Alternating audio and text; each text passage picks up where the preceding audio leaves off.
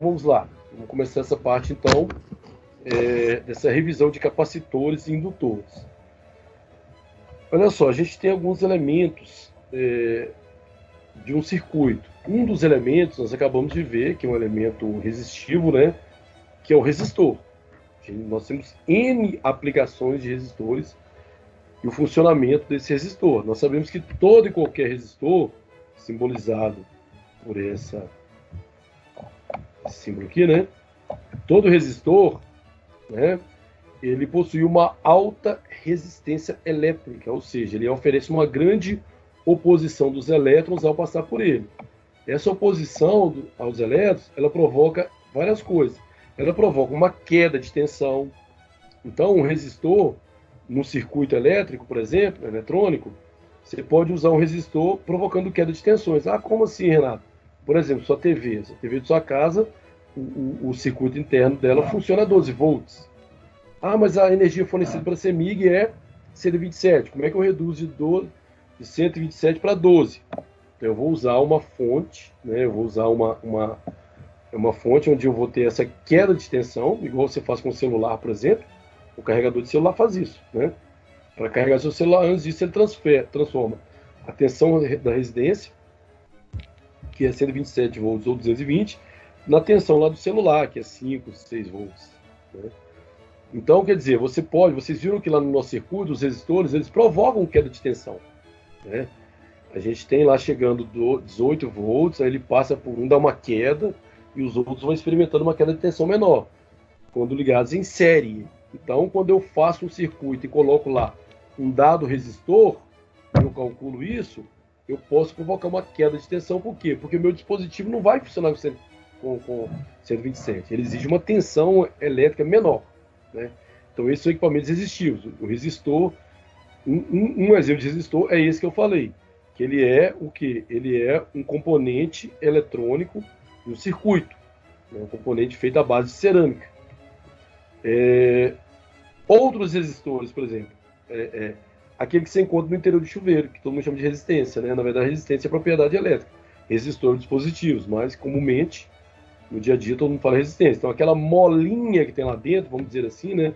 Aquela série de molinhas que tem lá dentro do seu chuveiro, que você chama de resistência elétrica, que é um resistor, né? Qual que é a função dele? É provocar queda de tensão? Ele provoca queda de tensão, mas a ideia não é essa. A ideia é você tomar um banho quente. Então ele usa um fenômeno, um efeito, chamado efeito Joule, que é o quê? É transformar a energia elétrica em energia térmica, né? Os elétrons são portadores de energia, seja ela térmica ou elétrica. Então, no caso dos fornos elétricos, secadores de cabelo, pranchas, sanduicheiras, ferro de passar roupa, eles têm um resistor dentro deles, cuja função é o efeito Joule, transformar energia elétrica em energia térmica. Então, esses são dispositivos chamados resistivos, né? Resistivos. Agora, que nós acabamos de estudar, né? Agora, nós temos também os reativos. Então, os reativos é o que nós vamos estudar, que são justamente o quê? Os capacitores e os indutores. Tanto o capacitor quanto o indutor, eles armazenam, eles são armazenadores de energia, né? Então, o modelo básico, né, de um capacitor é isso aqui, ó, tá? O capacitor também ele é um dispositivo elétrico ou eletrônico, que é utilizado em circuitos de eletrônicos de modo geral. Ele é utilizado em circuitos de placa-mãe, de computadores, de circuito impresso, de TV, de qualquer, né, qualquer equipamento que utilize um circuito, certamente, né, até o circuito simples do seu carregador de celular, você vai ter internamente a ele capacitores, né? Então, os capacitores, eles acumulam energia, né? Eles acumulam energia. Então, ele acumula energia com um dado objetivo, né? Ele tem um objetivo de estar utilizando essa energia acumulada para algum evento solicitado, né? Vamos pensar, por exemplo, no flash de uma máquina de tirar fotos, né? O flash, todo mundo sabe que no momento da foto eu tenho que ter uma alta intensidade de luz uma alta intensidade de luz, porque eu sei que aquela alta intensidade de luz, ao se projetar sobre o objeto, a pessoa, ou o que seja, né, ele vai revelar esse objeto melhor. Né? Nós sabemos que nós só enxergamos porque existe luz. Né? Quem tiver dúvida, apaga a luz do quarto aí agora, ou da sala, sei lá onde você está. A luz, ela bate, ela incide sobre os objetos, esses objetos refletem a luz, né? Elas vão para os seus olhos absorvem essa luz refletida, e sua retina pega isso e traduz, transforma em imagem para você. Né? Então é assim que funciona. Então, quer dizer, quanto mais luz você tiver, melhor você vai revelar esse objeto a ser fotografado. Então o flash, ele faz esse papel de mandar ali no momento da foto uma alta intensidade de luz. E aí lá seguramente tem capacitores, né? E qual seria uma das funções desses capacitores lá no flash? Ele vai fazer o quê? Ele vai trabalhar ali acumulando uma carga, retendo essa quantidade de carga. Quando você bater no botão da máquina, né, e que a máquina abrir sua objetiva lá para captar a luz, esse flash vai disparar, ou seja, essa carga acumulada no capacitor, ela vai ser toda liberada de uma vez, ajudando na produção daquela luz de alta intensidade. Né? Então isso, por exemplo, é uma aplicação de um capacitor. Ele é um acumulador de energia, tá? É um acumulador de energia sob a forma de cargas elétricas. E para tal, né, e para tanto, ele é utilizado em outros modos também. Por exemplo, o carro elétrico. Né? Então, qual que é a ideia? Né? Qual que é a ideia das baterias de carro elétrico? Você fazer o quê? Capacitores cada vez mais potentes, ou seja, que tenha alta capacitância. Né? Capacitância é a unidade que você relaciona os capacitores. Então, ali você... Quanto mais potente, vamos dizer assim, né? Quanto mais capaz foi seu capacitor, melhor é para você acumular cargas. Né? Então você vai pegar lá, você vai gerar eletricidade, vai acumular nesse capacitor e depois ele devolve para fazer o seu carro, por exemplo, funcionar. Né? E ele funciona simplesmente desse modo, que olha, você tem duas placas metálicas, chamadas armaduras, tá? Você vai energizá-las, então, por exemplo, eu ligo aqui uma bateria nessas duas placas. Tá? E aí a eletricidade, né, ela vai carregar essas placas ficam carregadas aqui, olha. Elas ficam totalmente carregadas. E no meio dessa placa eu tenho aqui um objeto, né, chamado dielétrico, que é um material isolante, um dielétrico ali. Quanto melhor esse dielétrico, melhor é o meu capacitor, quer dizer, mais cargas ele vai acumulando. Então esse é o princípio básico, né, de funcionamento de um capacitor. Né? E aí eu tenho as simbologias, né, que, ó, a simbologia mais clássica do capacitor é essa daqui, ó, que remete justamente a ideia de duas plaquinhas, né, da resistência do resistor, é assim, ó. Remete a ideia da resistência, né. Uma fonte é assim, olha, parece do capacitor, mas não é, porque capacitor são dois risquinhos aqui paralelos de mesmo tamanho. Se você pegar uma fonte, ela é parecida, mas ela é assim, ó. Você tem um risquinho maior que é o positivo e um risquinho menor que é o negativo, né? Que é uma fonte. Então é simplesmente simbologia, então pode ser usado uma das três. Aqui quando ele é polarizado, depois a gente vai ver isso, aqui quando ele é variável, né? O capacitor ele pode ter uma capacitância fixa ou ela pode variar. Então são as simbologias, a gente vai utilizar essa daqui, né? Essa primeira aí. Então aqui,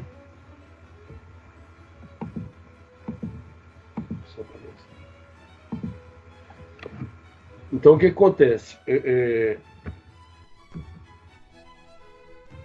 Esse aqui é a equação, aqui, olha, a equação matemática que define a capacitância. Né? Quanto maior a capacidade, então como é que funciona o capacitor? Eu aplico uma tensão elétrica, né? Uma DDP, tá? E esse capacitor vai acumular cargas, então daí a relação carga sobre tensão. Né? Então, quanto maior a tensão, Quanto maior a tensão, mais cargas vou acumular. O que a gente tem que ver é o seguinte, a gente tem que trabalhar, sim ou não, né? Não respondi, eu perguntei. A gente tem que trabalhar com a capacitância em termos de placas e em termos do isolante, que é o dielétrico, né? Então, se um capacitor sobre uma dada tensão elétrica consegue acumular muitas cargas, quanto mais cargas ele acumula, melhor capacitor ele é e maior é a sua capacitância. Então, isso que é capacitância. É o quanto de carga o capacitor consegue acumular nessa tensão aplicada, ou no tempo dado, né? Então, aqui, ó, se eu pegar cargas, é coulomb, a unidade. Se eu pegar tensão, é volt. A gente não fala que a capacitância de um capacitor é coulomb por volt. A gente fala que é um F maiúsculo, que a gente chama de Farad. Farad. É homenagem ao Michael Faraday. Então, a capacitância ela é medida em farads. Ok? E aí, a partir de agora, a gente começa a analisar o comportamento de um capacitor, né? Então, aqui eu tenho um capacitor, ele está ligado em série com uma fonte. Fonte, capacitor, ligado em série. Qual que é a ideia? Quando eu fechar esse circuito, acionar meu disjuntor, esse capacitor começa a carregar, né? Ele começa a carregar. Né? Então, a gente analisa o que acontece com a sua tensão e o que acontece com a sua corrente. Então, o que acontece nesse chamado período transitório, né? Porque eu liguei o capacitor, ele não vai acumular instantaneamente uma carga. Eu mexi no capacitor. Não. Existe um tempo para isso. É um tempo curto, mas é um tempo, né? Então aqui só mostra aqui, olha, que a minha tensão elétrica no capacitor, apliquei uma tensão, ela vai aumentando, ela aumenta até ficar constante, então permanece a tensão constante. E a corrente elétrica, ela começa com valor alto, no capacitor ela diminui até zerar. Significa o quê? Não há mais corrente nele, não precisa de corrente. Corrente é zero. Por quê? Porque o meu capacitor já está totalmente carregado, carga máxima. A tensão elétrica continua sendo aplicada? Continua, mas ele está com carga máxima. Né? E se eu desligar, se eu tirar a tensão elétrica dos polos desse capacitor, ele vai ficar energizado, ele vai continuar eletricamente carregado, acumulando cargas. Né? O capacitor lembra-se de um acumulador de cargas. Né? Aqui algumas outras questões, né, analisadas, que a gente não vai precisar no momento. Aqui somente algumas considerações, né, capacitância, vezes características físicas, né, porque quando fala capacitor, você imagina um dispositivo eletrônico com duas plaquinhas. Tem capacitor que ele não tem duas plaquinhas, ele tem um longo filme, esse filme é enrolado. Um longo filme metálico, que ele é isolado, né, é como se fosse esse cara aqui, olha. Né? E quando você começa a enrolar esse fio, quer dizer, olha a área que você ganha. Imagina eu fazer duas placas de uma paralela. Imagina eu enrolar esse cara. Então, quanto mais eu enrolo, mais área eu vou ganhando, né? Mais área eu vou ganhando. Né? A área aqui, ó, esse S, área, ele é importante. Quanto maior a área utilizada, né, mais cargas eu vou acumular. Então, se eu tenho um capacitor que eu estou enrolando ali uma fita, né? Onde essa fita metálica vai representar minhas placas, e elas são isoladas, e esse isolamento é o meu dielétrico, né? Então eu vou ganhando área e vou ganhando o quê? Capacitância. E aí existe o chamado permissividade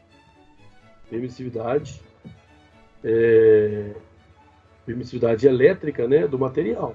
Aqui, que é esse epsilon, letra grega epsilon. Tá?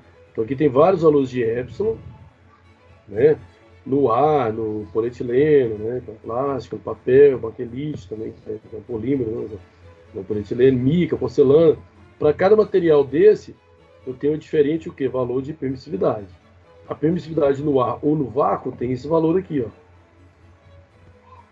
que é muito pequeno, né? Aqui é o menos 12. Ele é muito pequeno. Devido a essa permissividade ser muito pequena, eu consigo acumular poucas cargas, pouca quantidade de cargas no capacitor, né? Mas você vê que o polietileno ele é 2,3 essa permissividade, ou seja, ele é o dobro da permissividade. O papel já é mais que o triplo. E aí vai. Então, quanto maior a permissividade, elétrica, quanto melhor o meu dia elétrico que eu estou usando ali entre as placas, melhor vai ser minha capacitância, tá aqui, né? Melhor minha capacitância, mais cargas meu capacitor irá acumular, tá? Prosseguindo. E aí, galera, nos capacitores eu também faço associações, né? Eu não vou ficar delongando sobre a associação aqui, porque o raciocínio é muito parecido com da associação de resistores, tá? Eu tenho série, paralelo, mistos, né? Por que eu faço associação de resistores ou de capacitores, né? É quando eu quero trabalhar valores de resistência ou valores de capacitância, né? Só que aqui ocorre o contrário. Aqui eu tenho 3 capacitores em série.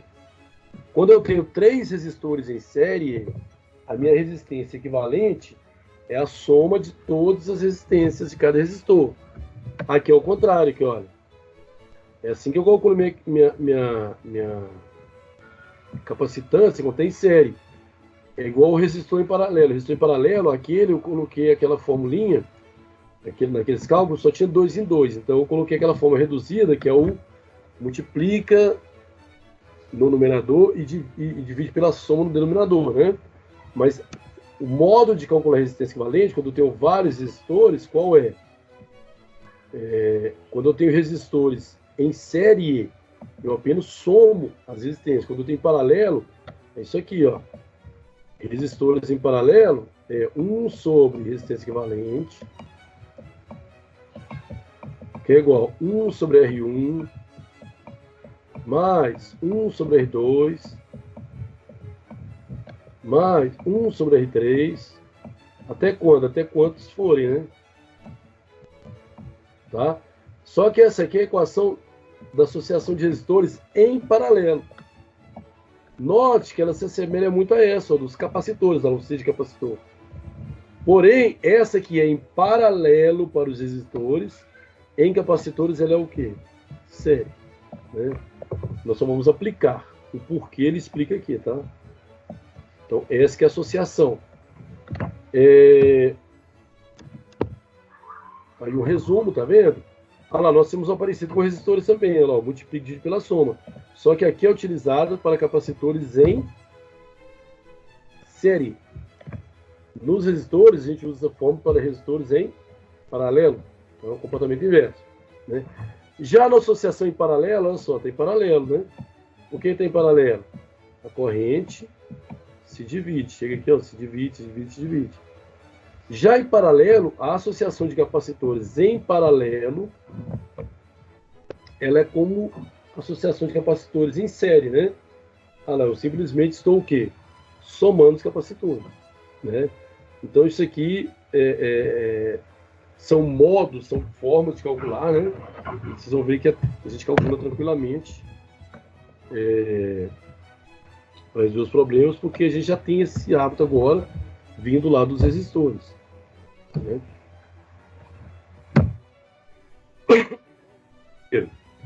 Nessa parte, na segunda parte de aula, nós vamos fazer uma revisão de capacitores, como nós fizemos. Né? O que são capacitores? Capacitores são armazenadores ou acumuladores de energia. Né? Eles acumulam cargas. Como funcionam os capacitores? Você aplica uma diferença potencial, uma tensão elétrica, ou vulgarmente uma voltagem, tá? E essas placas, os capacitores, vão acumulando energia. Para quê? Para usar para um dado fim, conforme solicitado pelo seu circuito. Tá? Então agora nós vamos fazer uma pequena revisão de indutores. Tá? Por quê? Porque o tema da nossa aula é associação de capacitores e indutores, associação de resistores e capacitores, ou associação de resistores e indutores. Então por isso que, antes de estudar resistores, capacitores e indutores, nós temos que primeiro, antes de estudar a associação destes, nós temos que primeiro estudá-los, né, para entender. Então, por isso que eu estou chamando de revisão, né, porque nós temos que relembrar isso para poder fazer a continuidade do nosso estudo. Fazer uma revisão breve, né, breve, mas suficiente. Lembrando lá do magnetismo, lembrando lá das teorias eletromagnética, né? Então, do eletromagnetismo. Vocês estudaram lá no passado em princípio de eletricidade e magnetismo, né? Então, o campo magnético, gente, ele é formado por um ímã, né? Então, o primeiro campo magnético é formado por um ímã. Tem outros modos? Tem. Mas o ímã forma um campo magnético, né? Então, como é que eu sei se aquele cara é um ímã ou não? Coloca um objeto metálico, do tipo ferro, por exemplo, é dele, clips, ele vai atrair. O campo magnético atrai determinados metais, né? Mas como as cargas têm polaridades positivas, negativas, o campo magnético também ele tem a sua polaridade norte-sul. E do mesmo modo, norte com sul atrai, norte com norte repele, sul com sul repele, né? Polos iguais se repelem, polos diferentes se atraem. Esse é um princípio que vocês já conhecem do passado, né? E aí esse campo magnético ele vai gerar um fluxo magnético, né? E esse fluxo magnético, o que é fluxo, gente? Imagina a corrente elétrica, tem um fluxo de elétrons, né? É carga sobre tempo, né? Imagina uma vazão, um fluxo de águas, é o quanto que de água está saindo ali por unidade de tempo. Então, um fluxo magnético, como se pudesse ver um campo magnético passando por uma seção, né? Então, a minha indução magnética, né, que é o princípio do meu indutor, a minha indução magnética está relacionada com o meu fluxo magnético. O fluxo magnético é relativo ao campo, letra grega φ, sobre a minha área, a área da seção, que no caso que ele chamou de S, né? Então, quando eu tenho um material, um componente eletrônico chamado indutor, né, o meu indutor, eu estou me referindo ao quê? A um fenômeno que ele vai produzir, um fenômeno magnético. Ele vai produzir um fluxo magnético, né? Então, voltando, um resistor, ele tem como principal objetivo resistir uma corrente elétrica. E essa resistência ela é traduzida como queda de tensão, aquecimento, né? Um capacitor é um acumulador de energia. Então ele acumula energia sob a forma de cargas elétricas. Aplicada uma tensão, ele acumula cargas. O indutor, que é um dispositivo também de acumular energia, tá? Só que ele acumula energia sob forma de magnetismo, né? Sob a ação do magnetismo. Então, por exemplo, um indutor, vamos supor o seguinte, como é que eu tenho uma aplicação de um indutor aí, né? Só para vocês entenderem a importância desse indutor. Eu posso fazer dispositivos com ele. Por exemplo, vamos supor que você tenha um semáforo, tá? Você tem um semáforo e próximo a esse semáforo você tem um pardalzinho lá, que é Estou dando só uma aplicação, tá, gente? Um pardalzinho lá que é um radar, né? Então, seu carro está indo aí na pista e conforme a velocidade, esse radarzinho vai fotografar seu carro, né? Agora, quem avisa para o radar, quem informa para ele, né, que o seu carro excedeu a velocidade. Tá? Uma das formas pode ser o indutor. Então, aqui debaixo do asfalto, você coloca um indutor, ok?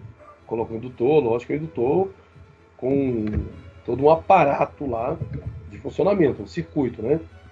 Então, esse indutor, ele gera o quê? Ele gera aqui um fluxo magnético, né? Ele gera um fluxo magnético, tá? Então, quando passa um metal sobre ele, que é o seu carro no caso, esse metal vai fazer o quê? Você tem um fluxo, né? E você tem alguma coisa, que é o metal do seu carro, que vai interromper esse fluxo, né? Interromper o fluxo, ou seja, o meu indutor, ele sabe quando passa um carro. Por que ele sabe? Porque eu estou interrompendo o fluxo magnético, né? O meu campo magnético está sendo interrompido, tá? Agora, a forma como esse campo é interrompido é traduzido em quê? Em variação de velocidade, né? Então eu faço uma escala, né? Igual como que eu construo um termômetro. Eu pego um líquido termômetro, eu pego um mercúrio, que é metal líquido, eu pego um álcool colorido, eu pego uma coisa, e eu sei que aquele material, quando eu aqueço, ele se expande, aumenta. Quando eu resfrio, ele se contrai. Então eu pego esse material, coloco no tubo e faço uma escala. Comecei aquecendo, a temperatura está aumentando. Eu vou fazer uma escala lá de em 1 graus Celsius, por exemplo, não é isso? Então eu traduzo aquela temperatura que antes eu falava, está quente, está morno, está frio, em quê? Em 10, 20, 30, 40, 50, 60, 70, 80, 90, 100 graus. Então eu converto aquela variação de energia térmica em temperatura e com uma escala de medida. Da mesma forma, eu transformo o quê? Eu faço uma escala para interrupção do fluxo, conforme ele é interrompido, eu associo a velocidade, né? Então, se o carro passa uma velocidade superior o permitido, o que esse indutor faz? Opa, esse cara afetou meu campo magnético de uma forma tal que a velocidade dele é tanto. Então ele dedura lá pro pardal, né? Ele comunica com o pardal e o pardal faz o quê? Tira uma foto do seu carro, essa placa lá. Ok? Então esse aí é um exemplo. Existem... E ele não é só para controlar o pardal não, tá, gente? Não é só para controlar o pardal não. O radar não. Por quê? Porque o semáforo, de modo geral, ele funciona por vários modos, né? Vários modos de funcionamento. Um deles é tempo. De tempos em tempo, o sinal vai ficando verde, amarelo, vermelho, verde, amarelo, vermelho. E também pode ser com esse indutor, pelo fluxo de carro. Então, por exemplo, pelo fluxo de carro, eu posso abrir ou fechar o semáforo para o seu carro passar ou não. Então, é fluxo. Tá? É fluxo. Eu posso usar isso para acionar dispositivos, né? Então, por exemplo, eu tenho aqui, ó, eu tenho na minha casa um botão, que da minha casa, quando eu apertar esse botão, eu vou acionar um dispositivo. O que eu faço? Eu coloco lá um núcleo de ferro, né? E coloco um monte de espiras. Aí eu faço aqui o meu indutor, né? Isso aqui provoca um campo magnético. E eu vou ligar isso aqui, ó. Quando eu apertar meu botão, esse núcleo se move. Ele vai para frente. Quando eu ligo o botão, o núcleo vai para frente. Quando eu desligo o botão, o núcleo vai para trás. Isso aqui eu posso acionar um dispositivo lá na fábrica, por exemplo. Né? Posso acionar um dispositivo. Tá? No caso do semáforo que eu citei, ou o radar, ele também é controlado, né, gente? Você vê aquelas marcas no chão, existe um material chamado piezoelétrico. O que é um material piezoelétrico? A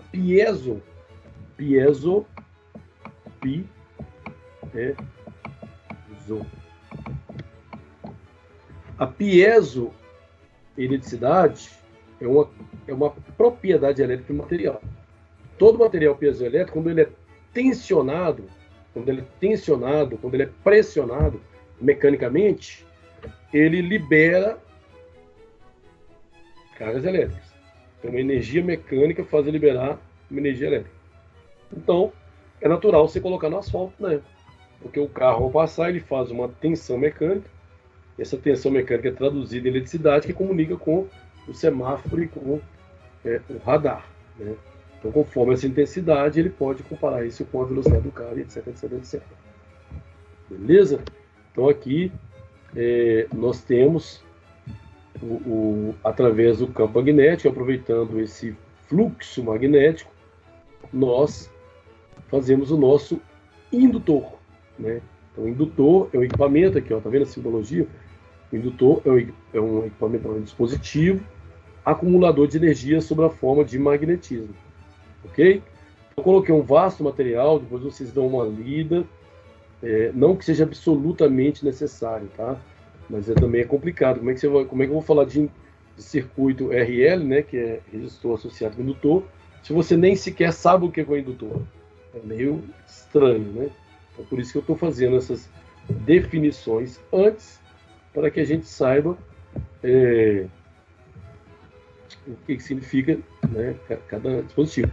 Então, vamos lá. A indutância, então, é a capacidade do indutor armazenar energia magnética sobre um fluxo φ criado por uma corrente, né? Então, ao passar, isso aí que é o eletromagnetismo, né?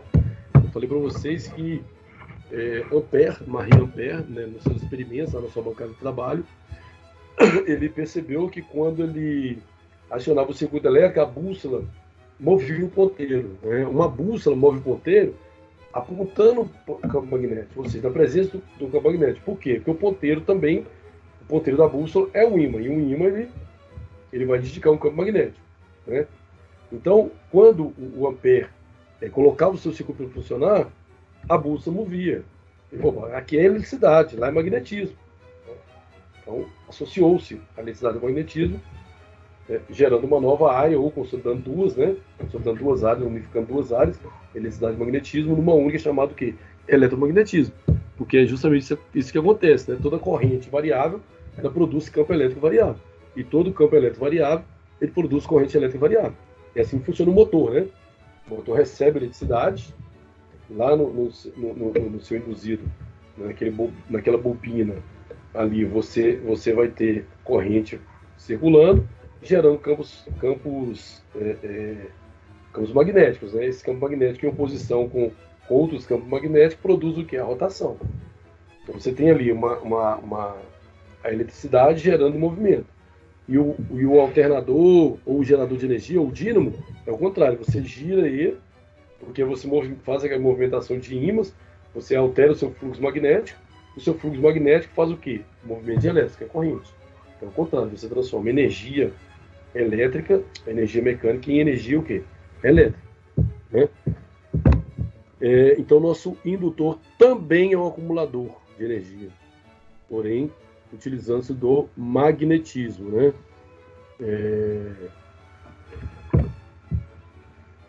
E a resistência elétrica, né? A unidade de medida dela é ohm, o ohm, né? A gente fala 1 ohm, 2 ohms.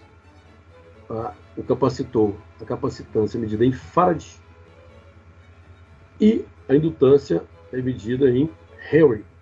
Isso aqui, ó, H, Henry. Tudo nome de gente, né, gente? Por isso que é maiúsculo, ok? Então aqui são mais alguns exemplos, tá? O indutor, como eu falei para vocês, ele tem um núcleo, né? Então, no capacitor, aqui é o indutor, né? A gente coloca isso aqui, ó, que é um bobinamento que ele tem. No capacitor, importa o que? O meu material dielétrico, né? Quanto maior a minha permissividade elétrica, maior vai ser a capacitância ou a capacidade de acumular cargas para esse capacitor, né? E já no disjuntor, no indutor, né? ele existe um núcleo aqui dentro desse espiral,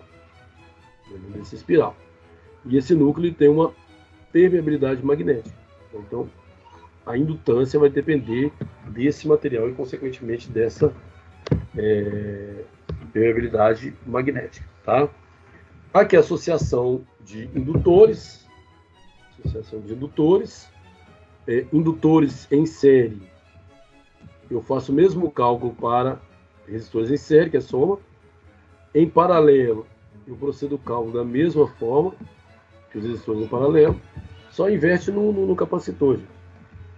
Os capacitores, tá? Aí só a abreviação das fórmulas.